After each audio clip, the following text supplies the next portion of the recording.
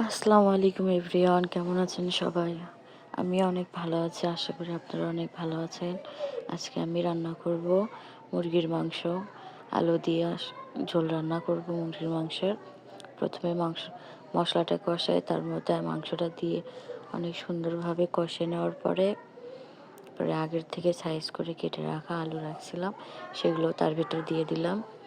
দিয়ে অনেকক্ষণ ধরে আলু আর মাংসটা আমি কষে নিব, যতক্ষণ পর্যন্ত তার থেকে তেল ছেড়ে না আসে। অনেকক্ষণ ধরে এটা কষাতে হবে। তারপর আমি পরিমাণ মতো কিছু পানি এখানে মিশাল করে দিব, আর কি ঝোল দিয়ে দিব। তাহলে মাংসটা ঢাকা দিয়ে দিব কষানোর জন্য অনেকক্ষণ ধরে।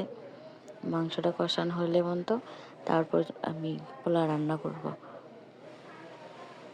এখানে এভাবে মাংসটা ভালোভাবে ছেদ করে ঢাকা দিয়ে রাখতে হবে, তো মাংসটা ভালোভাবে সিদ্ধ হয়। তারপরে আমি আগে থেকে ধুয়ে রাখা চাল, এখানে আমি সুগন্ধি পোলার চালটা ব্যবহার করেছি। এটা ভালোভাবে ধুয়ে পানি ঝরতে রেখে দিয়েছিলাম। আমার জামাইয়ের অনেক ক্ষুধা লাগছিল, তাই সে রান্নার অপেক্ষায় না থেকে বিস্কুট আর পানি ভিজায় খাচ্ছিল, সাথে আমার ভাইও ছিল। কিছুক্ষণ পরে যখন ঢাকনাটা খুলি তখন দেখি মাংসের কালারটা অনেক সুন্দর আসছে, আর আমার রান্নাও প্রায় শেষের দিকে। তারপর পোলা রান্না করব।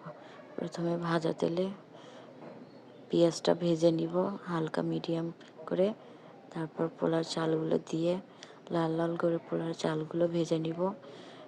এখানে আমি কয়েকটা কাঁচামরিচ দিয়ে দিয়েছি, যার কারণে পোলাটা আরও দেখতে সুন্দর লাগবে। অনেকক্ষণ ধরে পোলাটা লাল লাল করে ভেজে নিব, তাতে পোলাটার থেকে ভালো একটা সুগন্ধ আসে। আগের থেকে গরম করে রাখা পানি ছিল, সেগুলো পোলার সাথে অ্যাড করে দিলাম। এটা অনেকক্ষণ ধরে জাল দিতে হবে, বেশিক্ষণ না, 5-6 মিনিট দিলেই অনেক সুন্দর একটা পোলা রেডি হয়ে যাবে। দেখেন, কথা বলতে বলতে আমার পোলাও রান্না করা শেষ হয়ে গেল। অনেক সুন্দর হয়েছে, মাশাআল্লাহ, দেখতেও অনেক সুন্দর লাগছে।